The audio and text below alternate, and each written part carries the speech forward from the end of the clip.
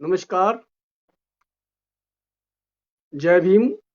किन्नौर के लिए, हिमाचल के लिए, भारत के लिए। और ये आज का दिन हमारा ख़ास है विशेषकर इसलिए कि हमारे संविधान के निर्माता कहेंगे को हमारे भारत के भगवान जिन्होंने एक पूरे भारत के लिए एक संविधान के जो है एक देन थे, उस संविधान के जो ज्ञाता थे, संविधान के निर्माता थे।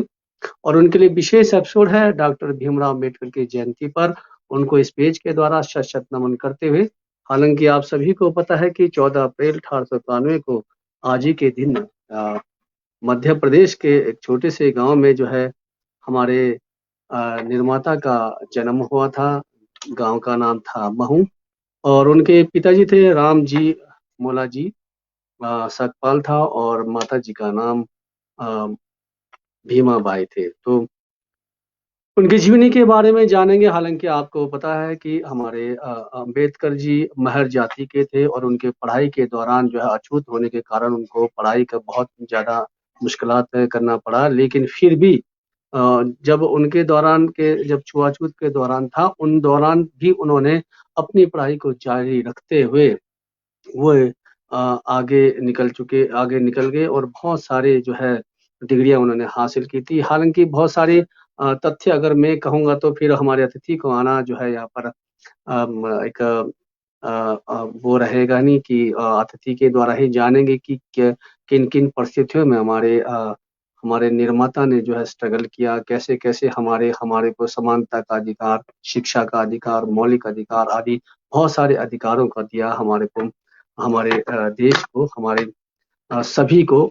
इसमें महिला पुरुष सभी जातियों को जो उन्होंने एक बहुत बेहतरीन काम किया। तो हमारे इस एपिसोड के द्वारा और डॉक्टर भीमराव अंबेडकर की जयंती पर आप सभी को हार्दिक बधाई। हालांकि देश में बहुत सारे नारे लगते हैं, बहुत सारे जयकारा लगते हैं, लेकिन हम ये चाहते हैं कि सभी नारों में सबसे ऊपर रहे अंबेडकर का नारा। तो यही हमारा जो उद्देश्य है कि अंबेडकर के जो संविधान है, अंबेडकर के जो नियम है, अंबेडकर की जो शिक्षा है, उसको हम अपने बच्चों में प्रेरणा दें। तो चलिए हमारे साथ जुड़े हैं आज के हमारे अतिथि, हमारे कैलाश नेगी जी, जो बीएसपी के रहे हैं और हमारे पूर्व के जो यहाँ पर प्रत्याशी भी रहे, हमारे अनुसूचित जनजाति 68 के जो उन्होंने यहाँ से जो है लड़ाई जो है यहाँ से प्रत्याशी लड़े हैं। तो उनके बाद उनसे जानेंगे बहुत बेहतरीन, क्योंकि उन्होंने काम भी किया है बीएसपी के साथ साथ में। अम्बेडकर के सभी चीज़ों को फॉलो करते रहते हैं, उनकी पार्टी अम्बेडकर को फॉलो लेकर चलती है। तो चलिए मिलते हैं हमारे आज के अतिथि से और जानते हैं अम्बेडकर के बारे में। नमस्कार सर, आपका स्वागत है किन्नौर अब तक पेज में। नमस्कार साहब, जय भीम, जय भारत। जय भीम सर जय आवाज। भारत। जी, आपकी आवाज आ रही है। अंबेडकर दिवस पर आपको बहुत बहुत आभार और जयंती मुबारक जी। जी आपको भी बहुत बहुत। सर्वप्रथम मैं अपने जो बहुजन समाज में जन्मे महापुरुषों को नमन करते हुए आज के अंबेडकर जयंती, बाबा साहब बोधिसत्व डॉक्टर भीमराव अंबेडकर की 131वीं जयंती पर आप सभी को, हिमाचल वासियों को और जो फेसबुक लाइव के माध्यम से ये जो किन्नौर अब तक के पेज के जितने भी व्यूवर है, उन सभी को जय भीम जय भारत आज की हार्दिक बधाइयां, मंगल कामनाएं। जी, सभी को ज्ञात है कि 14 अप्रैल 1891 में उनका जन्म हुआ था और उनकी स्ट्रगल लाइफ के बारे में जानेंगे। और खासकर मैं यहाँ पर ये जानना चाहता हूँ कि जैसे कि आप पूरे हिमाचल में, पूरे भारत में घूम चुके हो, आपने जगह-जगह देखा है, लेकिन किन्नौर के अंदर में हमने कहीं जैसे बाबा साहब का कहीं स्टैच्यू नहीं देखा, क्योंकि वो निर्माता है, वो देश के निर्माता रहे हैं, संविधान निर्माता रहे हैं। कहीं किन्नौर के अंदर में मुझे दिखा नहीं और हिमाचल के अंदर में भी मुझे कहीं दिखा नहीं, शायद मुझे शायद ज्ञात नहीं होगा। अगर आप बताएँगे कि कहाँ-कहाँ हमारे बाबा अम्बेडकर के लिए जो है सरकारें काम करती है, कहाँ-कहाँ उनके जो है उनको जो आदर्श मानकर जो है स्टैच्यू बनाकर जो है लोगों को समर्पित किया, थोड़ा इस पर प्रकाश डालें, क्योंकि बहुत सारे हम देखते हैं जो प्रधानमंत्रियों के, मुख्यमंत्रियों के या अन्य जो हमारे संविधान निर्माता है, जिनका जो गाँव-गाँव में, गली-गली में और हर कस्बे में जो है स्टैच्यू होना चाहिए, उनकी तस्वीर होना चाहिए, उनको भगवान स्वरूप जो है पूजना चाहिए, ऐसा दिखता नहीं है आज़ाद देश में। इस पर थोड़ा-सा प्रकाश डालें। जी, माननीय सदस्य है, मैं आपको बताना चाह रहा हूं कि हिमाचल प्रदेश में सरकार के द्वारा सिर्फ बाबा साहब अंबेडकर की सिर्फ एक ही मूर्ति है जो चौड़ा मैदान में है। वो उसका रखरखाव भी हिमाचल प्रदेश सरकार के द्वारा किया जाता है। और इसके अलावा जो मंडी में एक गांव है वहां पर जो डीटीसी है, दिल्ली ट्रांसपोर्ट कॉरपोरेशन, वहां पर एक जो है कंडक्टर थे, जब रिटायर हुए थे वो, उन्होंने अपने पैसा इकट्ठा कर कर अपने घर के पास में अपनी जमीन पे उन्होंने स्टैच्यू बनाया। और नंबर 2, जो बिलासपुर में जो एक पुल है, मैं पुल का एग्जैक्टली नाम, वहीं पे साथ में 1 किलोमीटर आगे एक जो अंबेडकर वादी है, उन्होंने अपनी छत पे जो है बाबा साहब का स्टैच्यू बनाया है। इसके अलावा हमको अगर किसी ने अपने घर में बनाया है तो हमको देखने में नहीं आया है। जो सरकार के द्वारा बनाया गया सिर्फ एक जी, ही स्टैच्यू मैं आपसे चौड़ा आपसे मैदान में। एक आपसे आपसे एक सवाल जानना चाहता हूँ। आजादी का जी साहब। अमृत महोत्सव पूरा देश मना रहा, भारत देश मना रहा है। जब जहाँ भी बैनर लगता है, मैंने देखा कि आज अमृत महोत्सव मना रहा है। चाहे वो डीसी कार्यालय में हो या फिर एसडीएम कार्यालय में, वहाँ अंबेडकर के फोटो दिखता नहीं, क्योंकि उन्हीं की देन से जो हम आज आए, उन्हीं के देश से हम जो है हर चीज का जो अधिकार मिला है। तो आजादी का जो अमृत महोत्सव में तो कोई विशेष आपने देखा कि सरकार ने जो है भीमराव अंबेडकर को याद किया हो?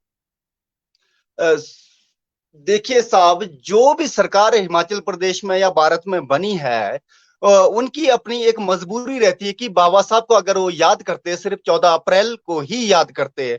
मतलब किन्नौर में तो मेरे याद में है नहीं कि कभी 2014 से पहले कि बाबा साहब अम्बेडकर को किसी ने याद किया। अगर आज कोई याद करता है तो सारे जो संगठन है वो धीरे धीरे बाबा साहब को याद कर रहे हैं। और मैं इस पे एक बात बताता हूँ कि बाबा साहब अंबेडकर को ऑलमोस्ट इंडिया के जो लीडर्स थे वो भूल चुके थे। अगर साहब कांशी राम उन्होंने बाबा साहब के संघर्षों को, उनके बातों को आगे नहीं बढ़ाया होता है, तो बाबा साहब को हम सिर्फ एक दलित मसीहा के रूप में ही इन्होंने पेश किया था, जो बाबा साहब के साथ नाइंसाफी थी साहब।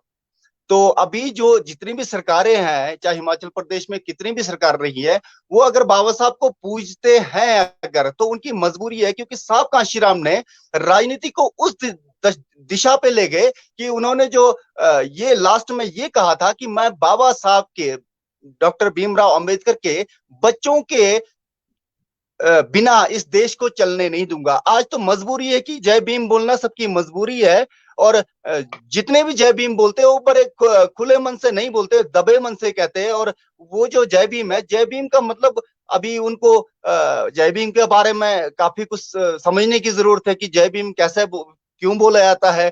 तो मतलब अंबेडकर को पूजना और अंबेडकर की बातों को मानना, अंबेडकर को अगर बाबा साहब खुद बोले थे, खुद कहते थे कि मुझे जो है अगर ढूंढना है तो किताबों में ढूंढना है। तो बाबा साहब के जो लिखे किताब जो वॉल्यूम में है उसको हम पढ़ते नहीं है। अगर आज के टाइम में देखा देखी में अगर जय भीम करते हैं तो हमको इसके अलावा बाबा साहब को भी पढ़ने की जरूरत है, और बहुत स्तर पे पढ़ने की जरूरत है। तभी हम जो अम्बेडकरवाद है इसको बता सकते हैं कि हम अम्बेडकरवादी है। अम्बेडकरवादी का मतलब जय भीम बोलना नहीं है। अम्बेडकरवाद का मतलब है सेंस ऑफ रिस्पॉन्सिबिलिटी, कि आप जो है इस समाज में बाबा साहब के संविधान के द्वारा जो कुछ आपने पाया, उसके उसको देखते हुए अपने समाज में आज जो भी कुछ गलत हो रहा है, इसके मतलब प्रति, उसके प्रति जो आपकी प्रक्रिया, मतलब क्रिया, मतलब प्रतिक्रिया है, उसको बोलते हैं सेंस ऑफ रिस्पॉन्सिबिलिटी। कि समाज में जो हो रहा है, अगर कुछ भी गलत हो रहा है, उसको रिएक्शन करने की जो हमारी इच्छा है, उसी को हम अम्बेडकरवाद कहेंगे साहब। महोदय जी, वोट का अधिकार है हमारे को, चुनने का अधिकार है, सब कुछ अधिकार है। और बाबा साहब ने हर समुदाय के लिए काम किया है, चाहे वो पंडित रहे हो, राजपूत रहे हो या अन्य रहे हो, सभी के लिए संविधान में काम किया है। फिर भी क्यों जो है बाबा साहब के, जो सिर्फ बाबा साहब के दिन ही याद करते हैं। हमने पूरे, मैं भी बहुत जगह गया हूँ, लेकिन बहुत कम जो है बाबा साहब का स्टेच्यू देखने को मिलता है। क्यों राजनीतिक दल जो है हमारे संविधान निर्माता के जो है बारे में सोचते नहीं है? थोड़ा-सा और गहन हम इस पर बातें करेंगे। और ख़ासकर आपने देखा होगा, जैसे हमारे किन्नौर के अंदर में किन्नौर निर्माता आदरणीय टीएस नेगी जी का स्टैच्यू लगा है। फिर हमारे आदरणीय स्वर्गीय श्री देवराज नेगी का स्टैच्यू लगा है। चलिए, ये तो हमारे किन्नौर की बात है, लेकिन निर्माता जो संविधान निर्माता है, हर ब्लॉक में लगे, हर जिले में लगे, और हर हमारे पंचायतों में भी संविधान निर्माता का जो है स्पेशल जो है या उनके पोस्टर लगे, ऐसा होना चाहिए मेरे अपनी समझ से। तो मैं आपके सामने एक छोटी सी कविता रखता हूँ, जी आपको थोड़ा सा समझना है, उस कविताओं के द्वारा ही आप कुछ कहेंगे। संविधान निर्माता, गरीबों के हित के दाता, तुमको कोटि कोटि नमन। हर समाज को एक दर्जा देकर समानता का अधिकार दिया, तुमको कोटि कोटि नमन। तुम्हारे नित्य नियमों से देश चले, गांव चले, समाज चले। तुम्हारे नित्य नियमों से देश चले, गांव चले, समाज चले। आजादी के बाद आज भी बाबा तेरे कानूनों का सब सम्मान करे। भेदभाव दूर हो भारत देश से, भेदभाव दूर हो भारत देश से। ऐसा स्वाभिमान सबका बना रहे। संविधान निर्माता, गरीबों के हित के दाता, तुमको कोटि कोटि नमन। आगे छोटी सी और रचना है। जी आज भी बहुत से सामाजिक बुराइयां हैं, आज भी बहुत से सामाजिक बुराइयां हैं। आजाद देश में आजाद तो है, पर कहीं जातिवाद, दहेज प्रथा और धार्मिक विचारों का कुछ समाज बढ़ावा देते आ रहे हैं। आज भी बहुत से सामाजिक बुराइयां हैं, आजाद देश में आजाद तो है, कहीं पर जातिवाद, दहेज प्रथा और धार्मिक विचारों का कुछ समाज बढ़ावा देते हैं। आज भी हमारी सोच को, हमारे स्वाभिमान को रसूखदार दबा रहे हैं। कानून को जेब में रखकर आज भी दहशत फैला रहे हैं। कानून को जेब में रखकर आज भी दहशत फैला रहे हैं। आज के डिजिटल युग में इंसान मंदिर मस्जिदों में दलितों का शोषण कर रहे हैं। आज के डिजिटल युग में इंसान मंदिर मस्जिदों में दलितों का शोषण कर रहे हैं। चांद पर पहुंचा इंसान जमी से रिश्ता निभा ना सका। चांद पर पहुंचा इंसान जमी पर रिश्ता निभा ना सका। आभार उन लोगों का जो सामाजिक बुराइयों को खत्म करने के लिए नित आगे रहते हैं। संविधान निर्माता, गरीबों के हित के दाता, तुमको कोटि कोटि नमन। तो इसमें छोटी सी हमने ये कहा कि आजाद हुए, बहुत जो है आजाद के हम जो है वो मना भी रहे हैं, हम आजादी के जो है उत्सव मना रहे हैं, लेकिन ऐसे में समाचारों में देखते होंगे बहुत सारे दलितों का शोषण होता है। आप देखते होंगे कि मंदिरों में जो है शोषण होता है। आप देखते होंगे कि कई जगह रसूखदार जो है, जो रसूखदार होते हैं, जो महिलाओं पर अत्याचार करे, दहेज प्रथा पर अत्याचार कर रहे हैं। तो ये जो जितने भी राजनीतिक दल आए, चाहे कांग्रेस, बीजेपी या बहुजन भी आप मानेंगे, आपके इसमें भी पूरे प्लेटफॉर्म में नहीं आए, फिर भी जो है गरीबों का, दलितों का कहीं भी उद्धार नहीं हुआ। इस पर थोड़ा सा प्रकाश डालें। साहब, इसमें साहब कांशीराम ने एक ही चीज कहा है कि कुदरत का भी नियम है कि जो कमजोर है उसको सब सताएंगे। तो साहब कांशीराम कहते अपनी नालायकी अगर हमको दूर करनी है तो हमको ये सुनिश्चित करना है कि हमको अपनी लायकी पैदा करे। तो हम आज बात कर रहे हैं आजादी के इतने वर्षों बाद, पर जब संविधान लग गया है और संविधान के बाद की बात कर रहे हैं, और वो काफी टाइम के बाद, मतलब हम बात कर रहे हैं कि आज की गुलामी और आजादी की बात कर रहे हैं। तो एक बात मैं आपको ये कहना चाह रहा हूं कि जब देश का संविधान नहीं था, जो भारत का जो कॉन्स्टिट्यूशन ऑफ इंडिया है, तब नहीं था, क्या ये देश चलता नहीं था क्या? तो तब भी देश चलता था कि उस समय भी एक यूनिवर्सल लॉ, उस लॉ के हिसाब से, वो जो कानून है उसके हिसाब से जो है,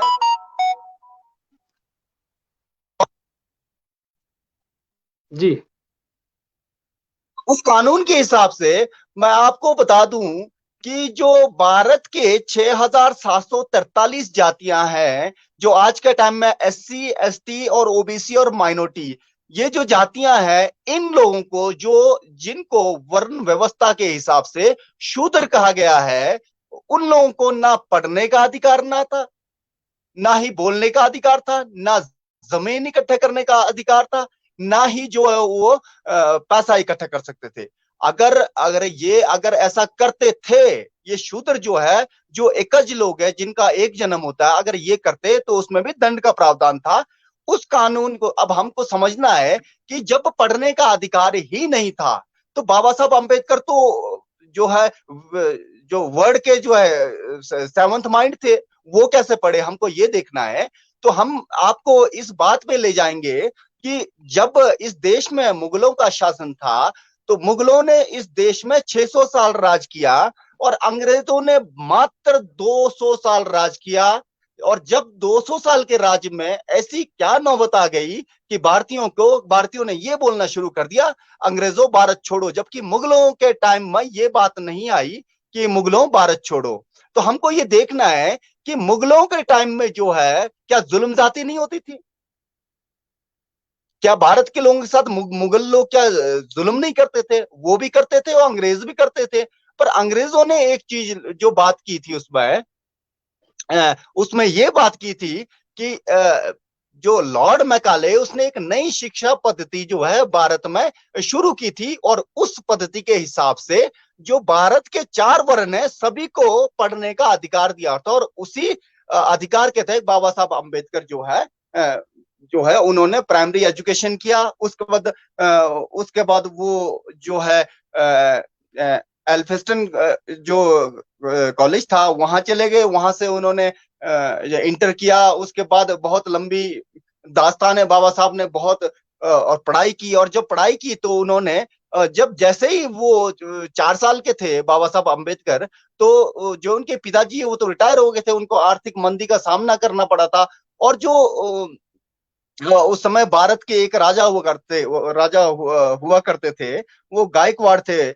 उन्होंने जो है 25 रुपए पर मंथ के हिसाब से जो है उनको स्कॉलरशिप लगाया था। और उस स्कॉलरशिप के हिसाब से वो जो है विलायत पढ़ने के लिए गए। और कंडीशन क्या थी? कंडीशन ये थी कि वो जो है पढ़ने के बाद कि उनके राज्य में वो नौकरी करेंगे। और जब वो कंडीशन के हिसाब से वो नौकरी कर रहे थे, तो उनको नौकरी मिली थी डिफेंस सेक्रेटरी की, जो बहुत रक्षा सचिव बहुत बड़ा पद होता है। पर उनको उस समय भी जो है जुल्म जाति का शिकार होना पड़ा था। तो बाबा साहब अम्बेडकर ने जब देखा कि मैं एक इतना अफसर होने के बाद भी भाई ऐसी दिक्कतें क्यों हैं, तब उन्होंने देखा, जब वो फिर से विलायत गए तो उन्होंने देखा कि मेरे इस दुर्दशा का कारण है भारत का कानून, जिसको हम मनुस्मृति कहते हैं। 25 दिसंबर 1927 को बाबा साहब ने इस कानून को जला दिया था।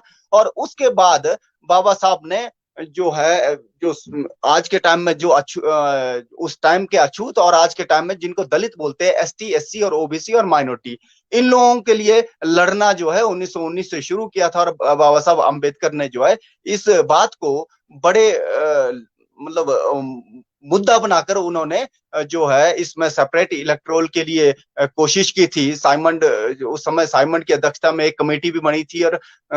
और कमेटी में जो है सारे देश में विरोध हुआ था।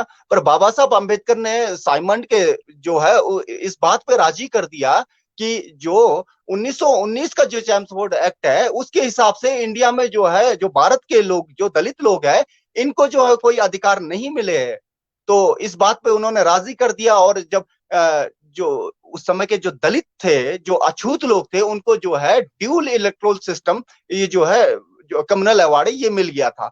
जबकि उस समय की जो आंतरिक सरकार थी, अंग्रेजों की नहीं, जो इंडिया की सरकार थी, मैं किसी इसका नाम नहीं लेना चाह रहा हूं, आप लोग समझदार है कि उन लोग जो है उस समय जो है येरवड़ा जेल पुणे में उस समय के जो नेता थे वो जो है अनशन पर बैठ गए थे। उन्होंने ये घोषणा कर दिया था कि अगर दलितों को ऐसी आजादी मिलती है जहां पर कि दलितों को अधिकार मिले, मुझे ऐसी आजादी नहीं चलेगी, मुझे ऐसी आजादी नहीं चाहिए। तो बाबा साहब अम्बेडकर को इतना बड़ा प्रेशर, मतलब बहुत बड़ा प्रेशर क्रिएट किया गया कि जो है ये अधिकार वापस ले लो। और बाबा साहब अम्बेडकर ने बड़ी मजबूरी में जो है ये अधिकार वापस लेकर उस समय जो है हमको जो ऑप्रेस्ड क्लास है, ये जो डिप्रेस्ड क्लास है, इन लोगों को 3 तरह के रिजर्वेशन दिए। एक वोट का अधिकार, 3 तरह का रिजर्वेशन। और हम रिजर्वेशन पे बात करते हैं तो नंबर 1 पे रिजर्वेशन है पॉलिटिक्स।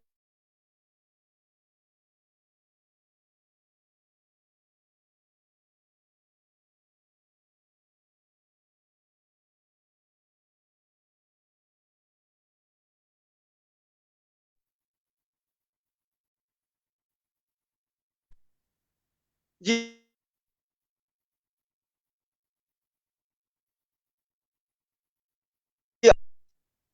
जी, सर रिजर्वेशन की मेरी बात आवाज कर रहे सुन थे पा आप। रहे हैं?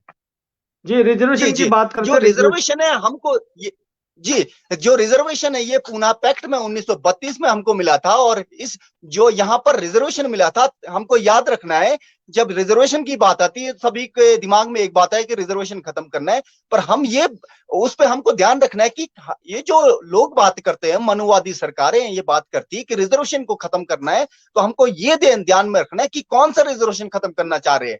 क्योंकि हमको जो रिजर्वेशन मिला, 3 तरह के रिजर्वेशन है। नंबर 1 पे पॉलिटिकल रिजर्वेशन, नंबर 2 पे नौकरी में रिजर्वेशन, नंबर 3 पे नौकरी में प्रमोशन के लिए रिजर्वेशन। तो पहला जो रिजर्वेशन है, इसके तहत जो है हिमाचल प्रदेश में 17 सीटें शेड्यूल कास्ट के लिए रिजर्व है, जो 1932 में तय किया था as per the proportion of the population.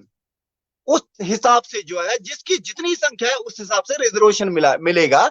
तो इस रिजर्वेशन की बात नहीं कर रहे हैं। ये रिजर्वेशन जो लोग कर रहे हैं कि रिजर्वेशन को खत्म करना है, वो है सेकंड रिजर्वेशन, जहां पर जो है हमको नौकरी का रिजर्वेशन है। जैसे किन्नौर के लाहौल स्पीति और जो चंबा भरमौर का एरिया है, शेड्यूल ट्राइब, जिनको 7.5% रिजर्वेशन संविधान द्वारा दिया गया है, पर हिमाचल प्रदेश सरकार में एक रोस्टर के नाम पे 20 पे 1, 40 पे 2, 60 पे 3, 80 पे 4 और 100 पे 5, मतलब 5% रिजर्वेशन है, जहां पर 2.5% भी हमको संविधान के हिसाब से नहीं मिल रहा है। इस रिजर्वेशन को खत्म करने की बात कर रहे हैं। जबकि तीसरे तरह का जो रिजर्वेशन है, वो जो है नौकरी में रिजर्वेशन है। 1998 में ये हिमाचल सरकार ने पहले ही बंद कर दिया। इसके अलावा बाबा साहब आम्बेडकर एक चीज जो है, 2 वोट के अधिकार से 1 वोट जो है ये दिलाने में सफल हो गए थे। और 1935 के गवर्नमेंट ऑफ इंडिया एक्ट में जब इसकी चर्चा हो रही थी, तो बाबा साहब अंबेडकर ने इस बात पे चर्चा, क्योंकि और जो वहां उस समय के नेता थे, वो ये कह रहे थे कि जो वोट का अधिकार है उस उन लोगों को मिलना चाहिए जिसके पास 5 कनाल भूमि हो, मिनिमम ग्रेजुएट हो और टैक्स पे ही हो। तो बाबा साहब अंबेडकर ने कहा था कि नहीं, कि मेरा समाज है वो जो है पढ़ा लिखा नहीं है, और क्योंकि उसको सदियों से वंचित रखा है, तो वो ग्रेजुएट नहीं है। नंबर 2, उनके पास 5 कनाल भूमि नहीं है, और उनके पास खाने के लिए भी पर्याप्त धन नहीं है, तो वो टैक्स पे भी नहीं कर सकते। इसलिए ये जो शर्त है ये उनको नामंजूर हुआ, और उन्होंने इस बात पे राजी कर दिया कि जो एज ऑफ मेजोरिटी 21 साल का व्यक्ति जो है वोट दे सकता है। तो वोट का अधिकार जो हमको दिया है बाबा साहब अम्बेडकर ने 1932 के तहत, और बाद में संविधान में जो इसका रखा है, तो ये जो है हमको अपनी सरकारें चुनने के लिए, मतलब कहते हैं ना कि हमको अगर किसी से फायदा हुआ है, तो मैं आपको बता दूं कि देखो, इस देश में भी सबकी आस्था अपनी अपनी, कोई किसी को मानता है, कोई किसी देवी देवता को मानता है। तो देवी देवता तो मेरा मानना है कि 1950 से पहले, संविधान से पहले भी देवी देवता थे। पर देवी देवता की कृपा हमारे बुजुर्गों पे क्यों नहीं हुई? वो क्यों नौकरी नहीं लगे? क्यों वो पढ़ने से वंचित रहे? और आज भारत का संविधान आ गया, तो अब जो है हमको ये देखना है कि हमारी जो आज की स्थिति है, जो पढ़ रहे हैं, लिख रहे हैं, मतलब धन पैसा कमा रहे हैं, मेहनत मजदूरी कर रहे हैं, जो हमारे को अधिकार मिला है, right to live with dignity, मतलब स्वाभिमान के साथ जीना जो हमने सीखा है, तो बाबा साहब अम्बेडकर की देन है। और ये जो है बाबा साहब अम्बेडकर ने रिजर्वेशन के द्वारा हमारे लोगों को आर्थिक स्थिति सुधारने के लिए, सामाजिक स्थिति सुधारने के लिए और राजनीतिक सुधार के लिए हमको इस तरह के अधिकार दिए थे। जबकि हमको ये समझने वाली बात है, जो 85% है जो भारत के, जिसमें शेड्यूल ट्राइब, शेड्यूल कास्ट और माइनॉरिटी और अदर बैकवर्ड क्लास है, इन लोगों को कभी भी भारत के जितने भी राजनीतिक दल है, इन्होंने जो है कभी भी इलेक्शन लड़ने से मना नहीं किया। उन्होंने ये नहीं कहा, ना कांग्रेस ने कहा, ना बीजेपी ने कहा कि तुम जो है इस जगह से इलेक्शन मत लड़ो।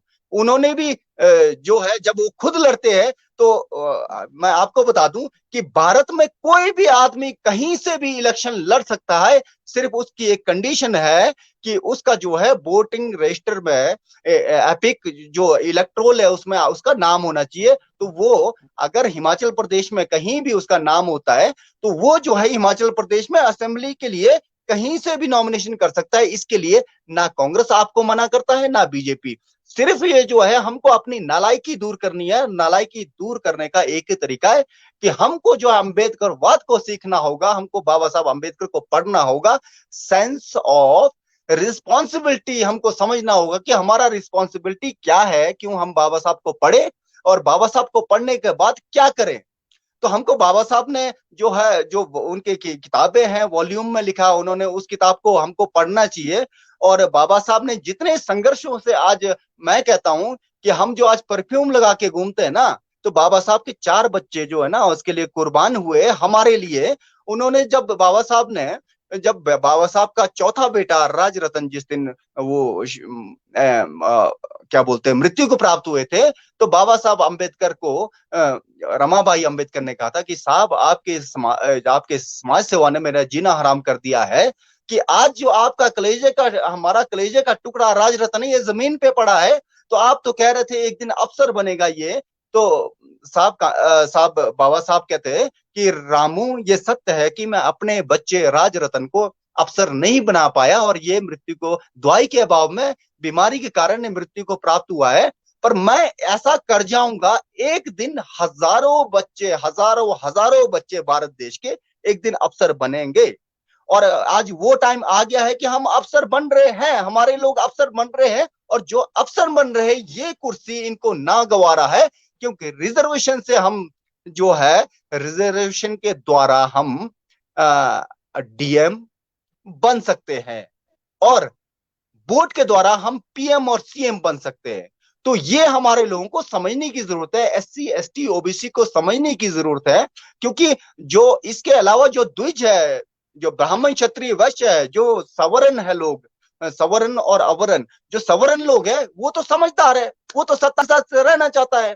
पर जो 85% है इस देश के, वो खुद सत्ता से दूर रहना चाहता है, और वो जो है खुद सत्ता में नहीं आने के लिए चिल्लाता है, वो रोता है, चिल्लाता है। साहब कांशीराम कहते थे कि जी हमारा समाज महोदय जो जी, है जी सर। महोदय जी, भीमराव अंबेडकर जयंती है तो हम ज्यादा हम सामाजिक आर्थिक और सामाजिक आपको जो है यहाँ पर समानता अधिकार दिया है, आपको सभी चीजों का अधिकार दिया है, तो आप उन्हीं के ही चर्चा करें। बाकी तो सभी जानते हैं।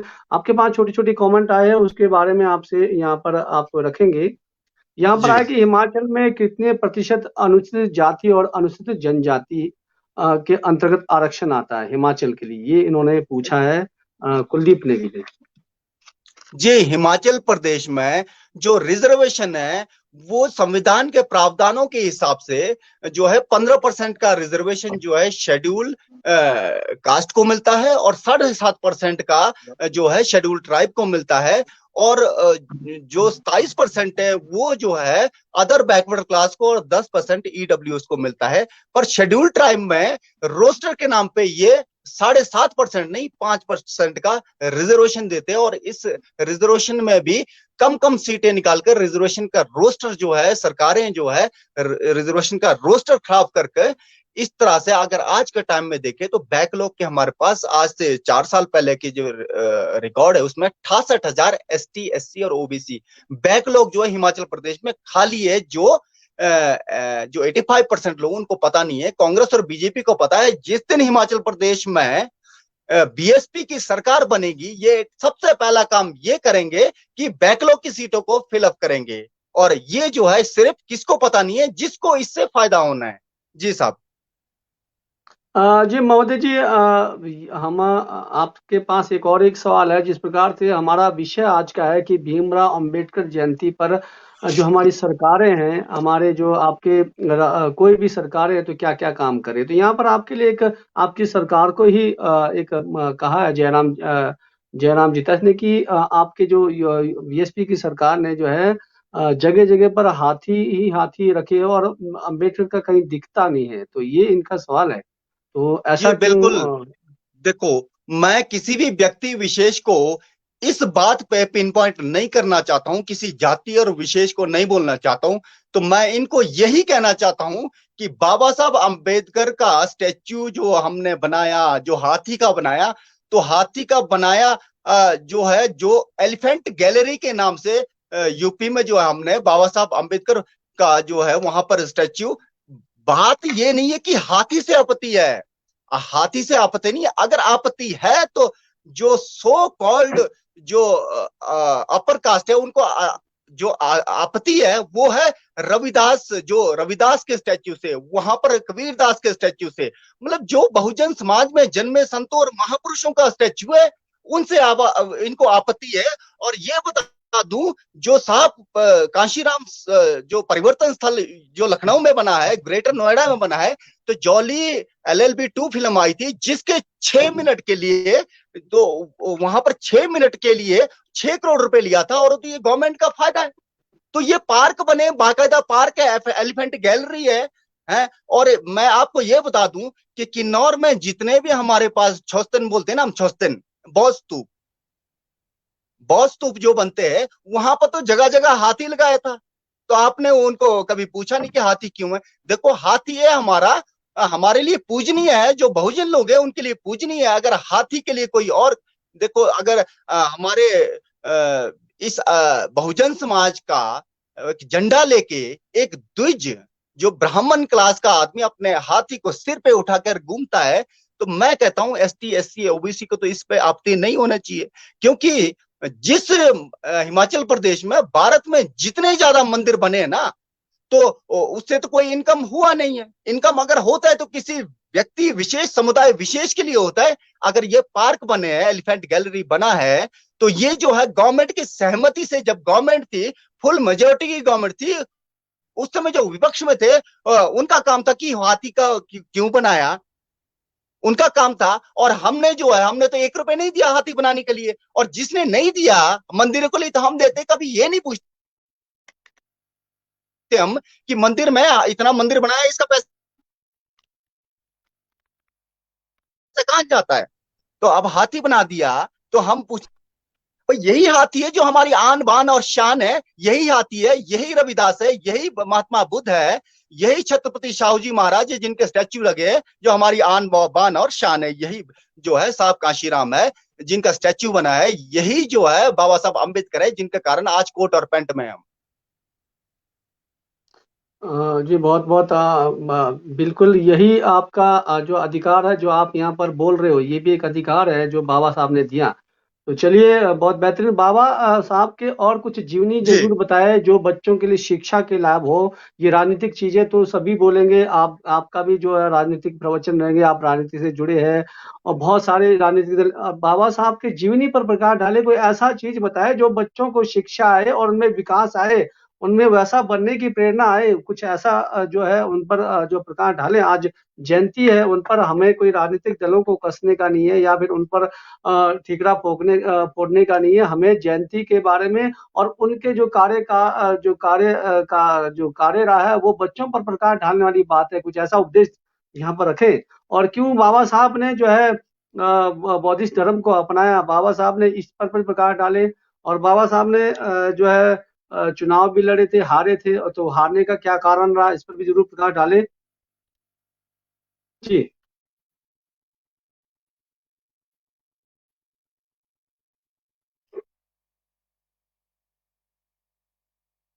डॉक्टर भीमराव अंबेडकर जयंती पर आज हमारे साथ बैठे हमारे आज के अतिथि आदरणीय कैलाश नेगी जी, जो BSP के हैं। और जब जब भी कोई राजनीतिक दल जुड़ता है तो सबसे पहले अपनी राजनीति ही बात करेगा। हमारा मकसद है इस पेज के द्वारा भीमराव अंबेडकर की जीवनी के बारे में प्रकाश डालना और उनके उनके जो जो निर्माता रहे हमारे संविधान के, तो क्यों उनको, उनके जो स्टैचू को जो है जिस प्रकार से बहुत बड़े बड़े स्टैचू हमारे हिमाचल में दिखता है, मतलब कई जगह। लेकिन और आप देखते होंगे स्कूलों में और आप देखते होंगे पंचायत भवनों में उनका कहीं पोस्टर बहुत कम दिखने को मिलता है, स्कूलों में बहुत कम दिखने को मिलता है। बच्चों में ये शिक्षा डाले कि बाबा जी कौन थे। बच्चों में प्री नर्सरी कहते हैं कि KG UKG से ही जो है उनके गाथा को जो है प्रकाश डालना चाहिए कि किस प्रकार से उन्होंने संविधान जो है एक अजूत होकर जो है अपनी पढ़ाई को एक पढ़ाई की और फिर उसके बाद वो एम्बेसडर बने। उसके बाद बहुत सारी उनकी अपनी जीवनी रही है, तो उनके जीवनी के बारे में हमारे को यहीं पर ही प्रकाश डालना है। और उनके बारे में थोड़ी-सी हम यहाँ लेकर आए, बताना चाहता हूँ मैं।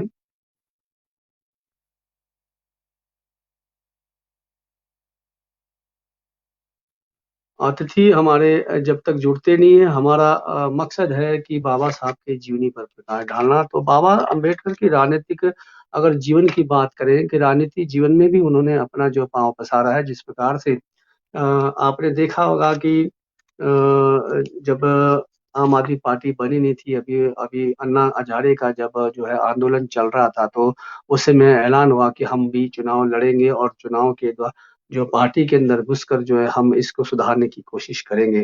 क्योंकि जब तक हम संविधान में हमारे हम पहुँचते नहीं हैं अंदर, अब सांसद विधायक करके जाते नहीं, तब तक आप कानून को जो है आप बना नहीं सकते। तो वैसे ही बाबा अम्बेडकर ने भी जो है एक लेबर पार्टी का गठन किया था और संविधान समिति के भी अध्यक्ष रहे। आज़ादी के बाद कानून मंत्री उनको नियुक्त किया गया और बाद में बॉम्बे नॉर्थ सीट से देश का पहला आम चुनाव लड़ा उन्होंने। लेकिन हार का सामना करना पड़ा। यहाँ पर उन्हें हार गए थे। बाबा साहेब राज्यसभा में 2 बार जो है सांसद चुने गए हैं और वहीं 6 सितंबर 1956 को डॉक्टर भीमराव अम्बेडकर का जो है निधन हुआ था। तो ये अ, हमारे अम्बेडकर का जो है 1956 में निधन भी हुआ था। तो चलिए समाज को बनाए रखना तो जातिगत राजनीति नहीं करना चाहिए। ये जयराम हमारे जयराज जीता जी बिल्कुल समाज को बनाए रखना तो जातिगत राजनीति नहीं करना चाहिए। बिल्कुल ये हमारे राजनीतिक दलों के ही एक मत रहता है किस प्रकार से वो चुनाव में अपना जो है वोट बैंक बनाए, ये उनका लक्ष्य है। चलिए हमारा अतिथि जुड़े हैं। पुनः आपको स्वागत करते हुए हम उनके जीवनी और उनके प्रकाश पर आप थोड़ा-सा ढालें, किस प्रकार से उनकी जीवनी और रही, क्या-क्या उन्होंने स्ट्रगल किया और उसके बाद जो है उन्होंने बौद्धिस्ट जीवन अपनाया, बौद्धिस्ट जीवन के बारे में थोड़ा-सा उनका प्रकाश डालें। हमारे पास अभी 10-15 मिनट और है, तो पहले तो ऐसी ही बाबा साहब की उनको उस प्रकाश को आप यहाँ पर समावेश करें ताकि आज के बच्चों में वो जाए। राजनीतिक चीज़ों को तो सब भली-भाँति जानते हैं, आरक्षण मिला हुआ है, हर चीज़ का अधिकार मिला है। बाबा साहब के खातिर हम पूरा जो है भारत जो है, भारत के हर समुदाय चाहे नर, नारी, ब्राह्मण, शूद्र जितने भी हैं, सब उनकी देन है। लेकिन उनकी जीवनी पर प्रकाश डालनी है, इस एपिसोड में हमारा मकसद ये कि उनका जो एक विज़न रहा है उनकी जो पढ़ाई के ऊपर जो स्ट्रगल लाइफ़ रही है, उनकी शादी के बीच में स्ट्रगल लाइफ़ रही है, जैसे आपने 4 बच्चों का ज़िक्र किया, उसका स्ट्रगल लाइफ़ क्या-क्या परिस्थितियाँ रही, कैसे-कैसे उनकी जीवनी रही, उस पर प्रकाश डालें सर। जनाब आज सिग्नल की बड़ी प्रॉब्लम आ रही है, मेरे को समझ नहीं आ रहा है जी। क्योंकि मैंने इसमें ऐसा भी नहीं है कि मेरा सिग्नल मैं रिकांगपिओ में बैठा हूँ और इसमें जो रिचार्ज है आज मैं स्पेशल से बूस्टर चार्ज जो चार्ज भी लगा चुका हूँ इसमें, तो मेरे को लगता नहीं कि मेरे पास सिग्नल की कमी होनी चाहिए और ना ही इसमें इसकी कमी होनी चाहिए। तो इसमें आप कह रहे थे कि हम जो लोग हैं डाउन टू क्लास है और जो हिमाचल प्रदेश भारत के लोग हैं, बाबा साहब को एक सीमित दायरे में उन्होंने सिर्फ दलित मसीहा के रूप में हमेशा पेश किया है। तो मैं आपको बता दूं कि बाबा साहब ने हर वर्ग हर जाति के लिए काम किया है। तो जो लेडीजों के लिए काम किया है 1942 में बाबा साहब अम्बेडकर ने जो मैटरनिटी लीव है इसके लिए जो है बड़े जोरों शोरों से मांग उठाया था और इसको प्रसूति अवकाश जो है उनकी देन है। और दूसरा है जो फैक्ट्री में जो काम करने का उस समय का टाइम था तो 12 से 14 घंटे होते थे, तो बाबा साहब अम्बेडकर ने इसको कम करके 8 घंटे का टाइम लगाया था। और जो 1946 में बाबा साहब अम्बेडकर के जो है जोर से मतलब उनके बार बार जो है मेहनत के कारण मिनिमम वेज एक्ट जो है उस समय बन गया था और ट्रेड डिस्प्यूट एक्ट जो है ये और ट्रेड यूनियन और लेबर ब्यूरो की स्थापना बाबा साहब अम्बेडकर के कारण जो है हमको प्राप्त हुआ था ये अधिकार। और लेबर ब्यूरो के बाद हड़ताल का अधिकार जो हड़ताल करने का अधिकार है हमको, ये भी बाबा साहब अम्बेडकर की जो देन है। और जो है बाबा साहब अम्बेडकर जो है खुद 1942 में जो है श्रम जो है गवर्नर जनरल के जो उस समय श्रम सदस्य थे ये, उन्होंने जेंडर इक्वलिटी मतलब लिंग के आधार पे भेदभाव ना करने के लिए जो है उन्होंने काम किया था। और हिंदू कोड बिल जो है उसमें जो उन्होंने बहुत ज्यादा काम किया था इक्वल राइट फॉर वुमेन के लिए, मतलब पुनर् जो है ये विवाह, जो पुनर्विवाह है, सक्सेशन एक्ट है, मतलब लड़कियों को लड़कों के बराबर जमीन मिलनी चाहिए, इस तरह के बहुत सारे जो है बाबा साहब ने किया था। मतलब बाबा साहब जो है अपने आप में एक इंस्टीट्यूट थे। बाबा साहब में राजनीति, पॉलिटिकल साइंस, जो मतलब हर चीज में वो पारंगत थे। तभी तो बराक ओबामा जो उन्होंने कहा कि बाबा साहब अम्बेडकर अगर हमारे देश में होते तो हम इनको सूरज कहते हैं। तो बाबा साहब अम्बेडकर का जो मतलब इस समाज को जो योगदान है वो बहुत सराहनीय है। और दूसरी बात ये आती है कि हमारे को जाति वाली राजनीति नहीं करनी चाहिए, बिल्कुल। हमको जाति की राजनीति बिल्कुल नहीं करनी चाहिए थी, ना अब हमारे को करनी चाहिए, ना ही आगे जो है करना चाहिए। पर साहब कांशीराम कहते हैं जिसकी जितनी संख्या बारी उसकी उतनी हिस्सेदारी। तो 85% लोग जो ऑप्रेस्ड क्लास के हैं उन पे अगर आज कोई राज कर रहा है तो वो ये जो है 15% वाला जो है वो राज कर रहा है, कि संख्या तो बारी 85% की है। तो उनको उतना संख्या, अपने संख्या के हिसाब से उनको हिस्सेदारी भी होनी चाहिए थी। और हम ही क्यों बोलें कि राजनीति मतलब गंदी चीज है, राजनीति गंदी चीज है, हम ही क्यों बोले? क्यों? बाबा साहब आम्बेडकर ने राजनीति करने के लिए ही तो जो है उन्होंने एक वोट का अधिकार दिया है। तो हमारे लोग खुद जो है राजनीति से दूर क्यों भागना चाहते हैं? अगर राजनीति करनी है तो बाबा साहब आम्बेडकर के द्वारा जो कहा है कि एक वोट, एक नेता, एक नीति होनी चाहिए। और ये हम जो लोग हैं जो ऑप्रेस्ड क्लास के, जो हमको घर नहीं मिलता है ना, तो हम कभी इस दरवाजे जाते हैं, उस दरवाजे जाते हैं, और हम तीसरे दरवाजे, मतलब हमारी ये हालत है कि इधर से लात मारा फुटबॉल, दूसरे पाले में गया, वहां से लात मारा, उधर गया।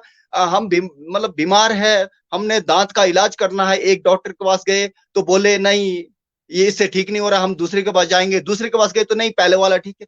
यही तो हमारे इधर हो रहा है कि मतलब परेशान हो रहे, कांग्रेस से परेशान हो रहे, बीजेपी में जा रहे, बीजेपी से परेशान हो रहे, फिर मतलब हमको जो है परमानेंट सॉल्यूशन हमको निकालना पड़ेगा।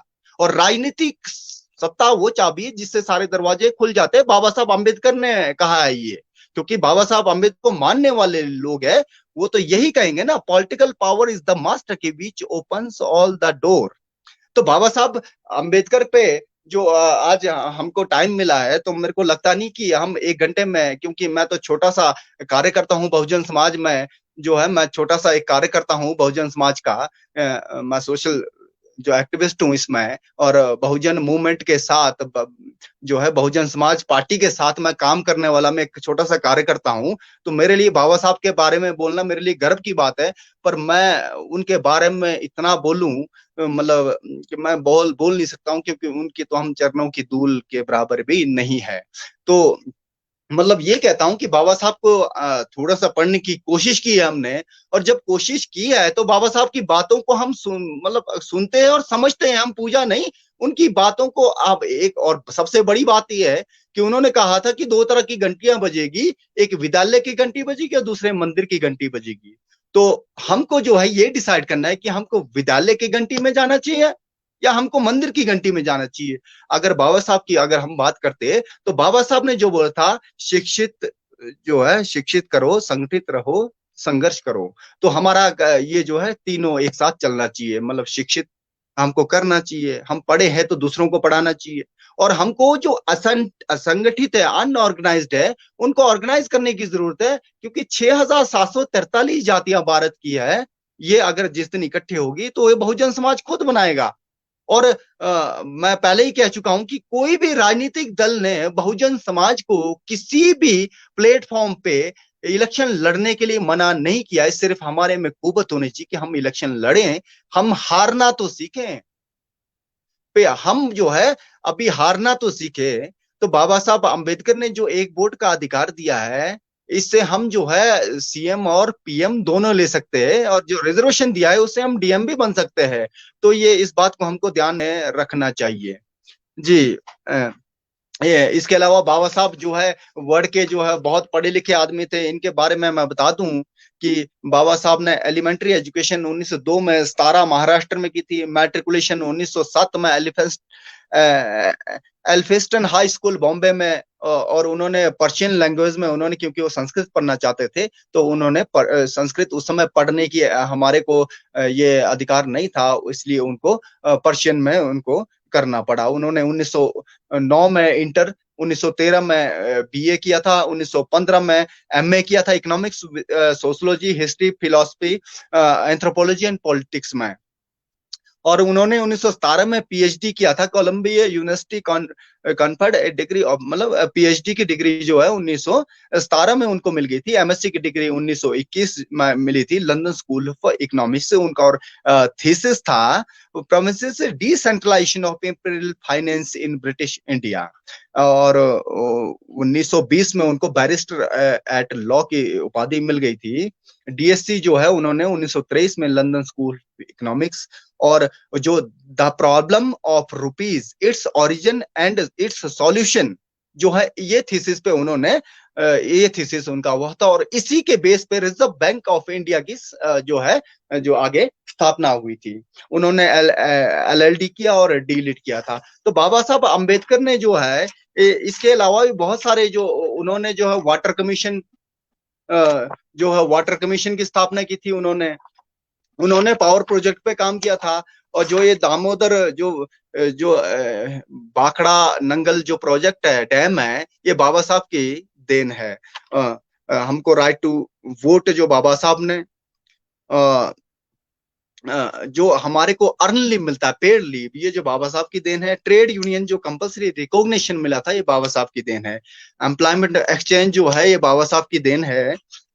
और Damodar valley project, Odisha river project, बाखड़ा Nangal dam, Son river valley project, reserve bank, ये बहुत सारे बाबा साहब का एक नहीं, वो सिर्फ दलितों के नहीं, एक महिलाओं के लिए, इकोनॉमिक्स के लिए, पॉलिटिक्स के लिए, सोशियोलॉजी के लिए वो अपने आप में एक इंस्टीट्यूट थे। तो हम ऐसे जो है 14 अप्रैल 2022 में सभी जो है आज हम इसको बाबा साहब अम्बेडकर को जो है आज नमन करते हैं। जी राम भगत जी, मेरी आवाज सुन पा रहे हैं आप? जी सर, जी जी। जी, तो कुछ कमेंट्स भी आ रहे हैं अगर। तो बाबा साहब अम्बेडकर ने जो है आगे जो जब उन्होंने 25 दिसंबर 1927 को 25 दिसंबर 1927 को मनुस्मृति का दहन किया था। बाद में जो है उनको जो ड्राफ्टिंग कमेटी का चेयरमैन बनाया था। बहुत लंबी स्टोरी है कि ड्राफ्टिंग कमेटी का चेयरमैन बनने में, जब वो कंस्टिट्यूट असेंबली में आए थे तो उनके लिए खिड़कियां और दरवाजे बंद थे, वो वेंटिलेटर के सहारे जो है कंस्टिट्यूट असेंबली में आए थे और ड्राफ्टिंग कमेटी के चेयरमैन बने थे। और उन्होंने जो संविधान लिखा था, तो उसमें एक संविधान में मैं बता दूं, तो उनका जो उन्होंने संविधान लिखा था, तो उसमें जो प्रस्तावना है हमारे पास वो ये था, जो प्रियम्बल था, we the people of India having solemnly resolved to constitute India into a sovereign socialist secular democratic republic and to secure to all its citizens। तो जो प्रस्तावना है उसमें बोलते हैं कि हम भारत के लोग भारत को एक संपूर्ण प्रभुत्व संपन्न समाजवादी धर्मनिरपेक्ष लोकतांत्रात्मक गणराज्य बनाने के लिए, उनके समस्त नागरिकों को सामाजिक, आर्थिक और राजनीतिक न्याय के लिए जो बाबा साहब ने संविधान में लिखा है उसको प्राप्त करने के लिए, इन्होंने संविधान में जो लिखा है, तो इसके लिए जो हमको भी तो कुछ एफर्ट्स करने पड़ेंगे ना साहब। तो उसमें जो है विचार की अभिव्यक्ति, विश्वास, धर्म, उपासना की स्वतंत्रता, प्रतिष्ठा, अवसर की समानता प्राप्त करने के लिए, उन सब में व्यक्ति की गरिमा और राष्ट्र की अखंडता और एकता सुनिश्चित करने वाली बंधुता बनाने के लिए दृढ़ संकल्प होकर अपनी इस संविधान सभा में आज 26 नवंबर 1949 को तद द्वारा इस संविधान को अंगीकृत, अधिनियमित और आत्मार्पित करते हैं। तो इन्होंने जो संविधान की प्रस्तावना इसी में लिखा है कि सामाजिक, आर्थिक और राजनीतिक न्याय। और बाबा साहब ने जो संविधान लिखा था उसके बाद उन्होंने एक बार जो है अपने अभिभाषण में उन्होंने ये कहा था कि देश का संविधान कितना भी अच्छा हो, ये लागू करने वाले पे निर्भर करेगा। अगर लागू करने वाला सही नहीं है तो संविधान निश्चित ही गलत साबित होगा। और बाबा साहब आम्बेडकर ने जो संविधान बनाया था, तो संविधान में जो है हमको इतने सारे जो अधिकार दिए थे, तो इस अधिकारों की रक्षा के लिए, तो अधिकारों को रक्षा के लिए सबसे पहले तो भारत के नागरिकों को अधिकारों के बारे में पता होना चाहिए। उसकी रक्षा के लिए हमको खड़े भी होना पड़ेगा। मतलब यही नहीं कि बाबा साहब, अब कुछ लोग सुनने में ये आता है कि भारत का हम संविधान बदल देंगे। भाई संविधान बदलने की कोशिश तो हमेशा से करते आ रहे हैं ना लोग, ये तो कोशिश है इनकी। क्योंकि इनको जो है मनुवादी व्यवस्था को ये जमता नहीं है कि एक जो है जो शूद्र आदमी जो है वो कोट और पैंट पहने, गाड़ी में घूमे, कुर्सी पे बैठे, ये अच्छा नहीं लगेगा। पर हमारा जो कर्तव्य होना चाहिए वो ये होना चाहिए कि इस संविधान की हमको रक्षा करनी है। और रक्षा करने के लिए जो हम बहुजन समाज पार्टी की जो विचारधारा है उसमें ये कहते हैं कि बहुजन समाज पार्टी का कोई भी मैनिफेस्टो नहीं होता। अगर मैनिफेस्टो है वो है भारत का संविधान पूरी तरह से लागू करना। जो लागू करने में बाकी जो मनुवादी सरकारें हैं वो जो है सक्षम नहीं है, वो करना नहीं चाहती है। और ये हम लोगों को तरह तरह से भड़काती है। कभी लाइट फ्री, कभी पानी फ्री, इस तरह का प्रलोभन देती है। जबकि ये जो फ्री का जो कंसेप्ट है, जो वेलफेयर स्टेट है ना जी, भारत वेलफेयर स्टेट है, हिमाचल प्रदेश वेलफेयर स्टेट है। तो स्टेट में जिस directive principle of state policy जो आर्टिकल है, जो बाबा साहब ने लिखा है, संविधान में लिखा है, उसके तहत ये सुविधाएं देना सरकार का काम है। तो इसमें जो है अगर कोई सरकार ये कहता है कि हमने जो है इन लोगों को हमने पानी फ्री कर दिया, तो इसमें और कई जो एमएलए है वो कि हमने ये काम किया, हमने वो काम किया। भाई मेरे को समझ नहीं आता है, क्या वो काम करने के लिए नहीं भेजा था लोगों ने? तो इसमें एहसान किस बात का है? तो लोग वोट देते हैं इसीलिए देते हैं कि काम करें। और आपको अगर चुन के बेचता है कोई आदमी, तो आपका फर्ज है ना कि हमको तो चुन के नहीं बेचा, मैं 2 इलेक्शन लड़ा, तो आप बार बोलने से, अब देश का जो संविधान है वो लागू करने के लिए तो 3 मतलब 2 व्यवस्था है। कानून जो है वो बनाएगा विधान पालिका, विधान पालिका में कौन जाएगा? एमएलए जाएगा। लोकसभा में कौन जाएगा? सांसद जाएगा। तो वहां तो जो लोग जाते हैं उनका काम कानून बनाना है। अगर उस कानून को लागू करना है तो उस कानून को लागू करने की कार्यपालिका है आपके पास, अफसर बैठे हैं, राज्यपाल बैठे हैं। उसके अलावा अगर कानून की उल्लंघना होती है तो उसके लिए आपके पास जुडिशियल है।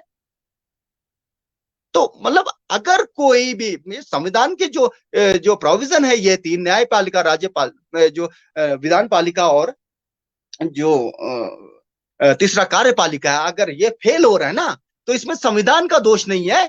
जो इंप्लीमेंट करने वाला है, जो संविधान की रक्षा करने वाला है, जो कानून बनाने वाला है, उसका हमेशा से कर्तव्य बनता है कि वेलफेयर स्टेट है हिमाचल प्रदेश, और भारत जो है ये स्टेट है, यहां पर हर एक आदमी को जो है सुविधाएं मिलनी चाहिए, ये सुनिश्चित करना सरकार का काम है।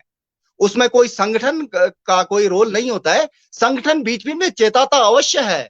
देखिए, जब इनकी बात आती है कि जब तनख्वाह बढ़ाने की बात आती है ना साहब, एमएलए की तनख्वाह बढ़ाने की बात आती है, तो इस सारे जो है सब इकट्ठे हो जाते हैं। और जब किसी गरीब का जो है किसी नौतोड़ की बात आती है, कभी फॉरेस्ट राइट एक्ट की बात आती है, तो फॉरेस्ट एक्ट राइट की बात आती है, तो इनको जो है 15 साल जो है वेट करना पड़ता है।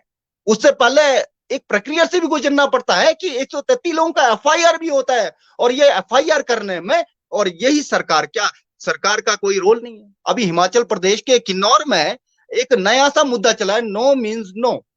ये नया सा मुद्दा चला है, नो मीन्स नो।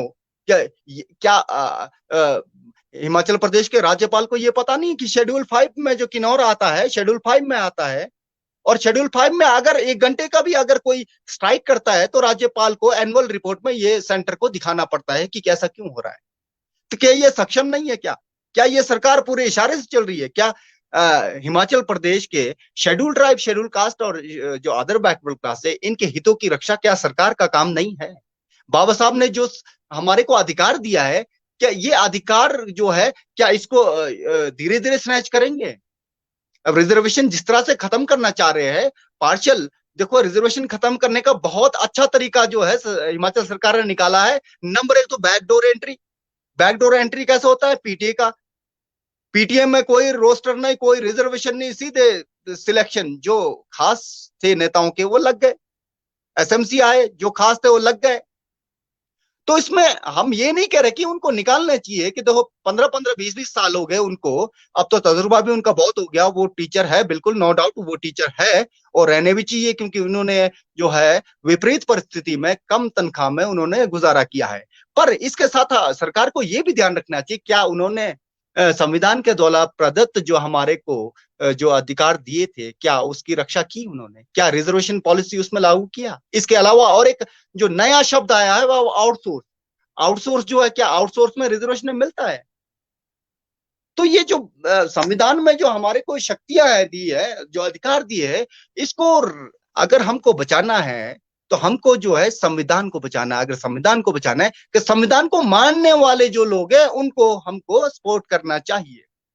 अगर आपको लगता है कि जो ये विचारधारा है ये ज्यादा अच्छा है तो उसी को करना चाहिए। पर अगर आपने जिस सरकार को आपने बाबा साहब के द्वारा, एक बोर्ड के द्वारा आपने चुना है, उस सरकार को आपको पूछने का भी अधिकार होना चाहिए।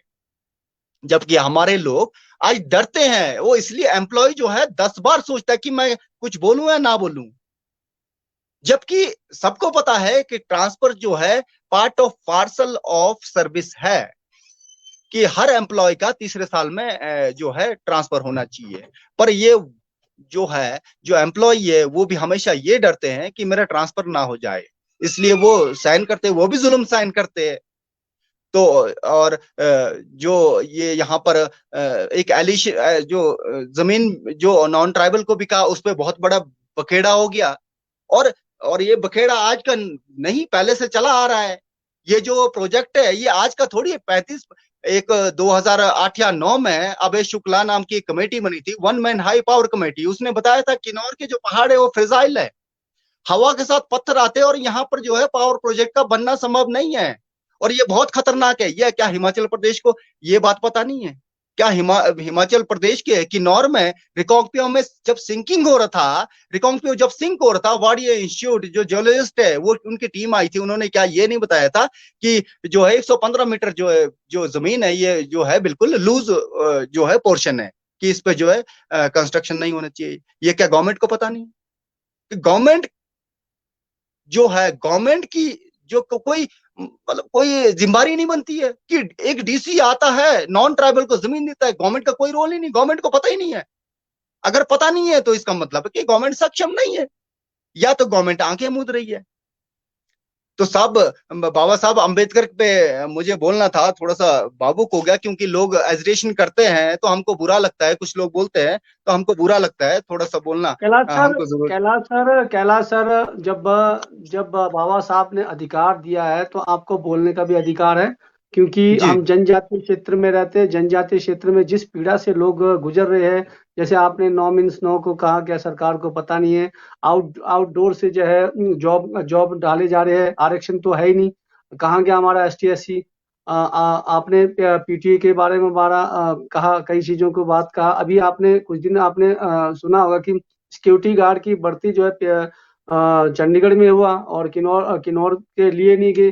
तो ये चीजें हो रही है जनजातीय क्षेत्र में। तो जो हमारा अधिकार है, अधिकारों को चलाने वाला सक्षम कैसा है, तभी अधिकार जो है आपका ये संविधान जो है चलेगा। तो ये हमारा आज का विषय था। आपने बहुत बेहतरीन यहाँ पर आपने कहा है। तो चलिए, फिर भी हम दोबारा फिर एपिसोड में मिलेंगे। राजनीतिक एपिसोड अलग से रहता है, उसमें हम चर्चा करेंगे। यहाँ भीमराव अंबेडकर की जयंती पर आपने उनके विचारों को प्रकाश डाला, साथ साथ में कुछ जो है हमारे जो अधिकारों के बारे में आपने चेताया, क्योंकि हमारे अधिकारों को चेताना भी जरूरी है। किन्नौर के अंदर में किस प्रकार से जो है हनन किया जा रहा है, चाहे वो नौकरी को लेकर जानेंगे, चाहे वो FIR को लेकर जानेंगे, चाहे हम नौतोड़ को लेकर जानेंगे। तो ये चीज हमारे अधिकार में आता है, लेकिन इस अधिकार का जो है दुरुपयोग हो रहा है। तो इन्हीं चंद शब्दों के साथ अंतिम आप कुछ कहना चाहेंगे? जी, सभी को कहता हूं कि हमको बाबा साहब अम्बेडकर के द्वारा जो अथक प्रयास से हमको जो अधिकार मिले हैं, हमको इसकी रक्षा करनी है। और संविधान को हमको पढ़ना है, संविधान को पढ़ना जरूरी है, अपने अधिकारों को जानना जरूरी है।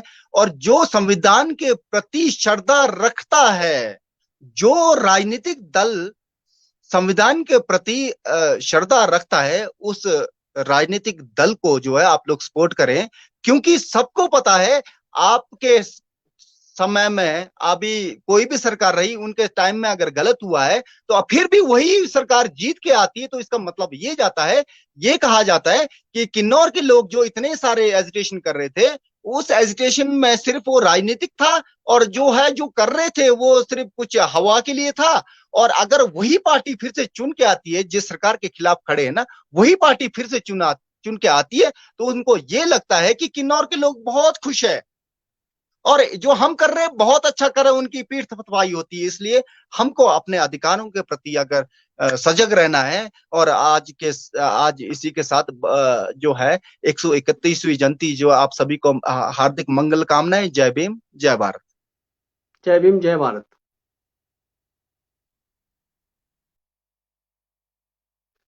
डॉक्टर भीमराव अंबेडकर जयंती पर आप लोग जुड़े रहें, और आप लोगों का आभार कि हमारे इस एपिसोड में आप लोगों ने समय निकाला। हमारा मकसद नहीं रहता है कि हम यहाँ पर राजनीति करें या फिर किसी जातिवाद का टिप्पणी करें। हमारा मकसद है संविधान के ऊपर, संविधान बना है तो हमारे को जातिवाद भी आएगा, आरक्षण भी आएंगे, और संविधान पर हर टिप्पणी पर बात होनी चाहिए।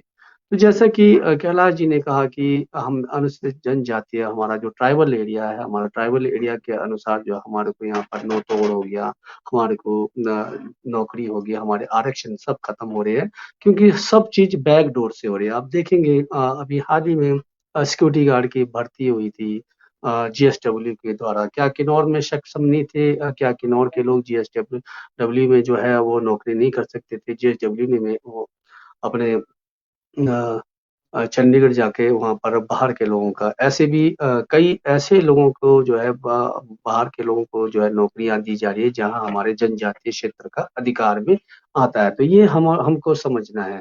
अगर हम अम्बेडकर के जो हमारे जो संविधान के बारे में जानते हैं, तो अम्बेडकर एक यूनिवर्सिटी ही है, वो खुद एक संविधान है, हम संविधान को मानते हैं। अगर हम संविधान को मानेंगे, संविधान को जानेंगे, तो बहुत सारे हनन जनजातीय क्षेत्र में हो रहे हैं, चाहे वो जंगल जमीन को लेकर चलेंगे, जैसे कंपनियों का अपना किन्नौर के ऊपर आकर शोषण करना, तो ये भी हमारे साथ जो है नाइंसाफी है। तो भीमराव अंबेडकर जयंती पर हमारा आज का था सामाजिक, आर्थिक और अन्य विषयों के साथ साथ जो उनकी जयंती पर प्रकाश डालना। आप लोग जुड़े रहे हमारे एपिसोड के साथ, बहुत आभार। तो मिलते हैं हम शनिवार के एपिसोड में, साप्ताहिक बुलेटिन। तब तक के लिए नमस्कार, शुभ रात्रि।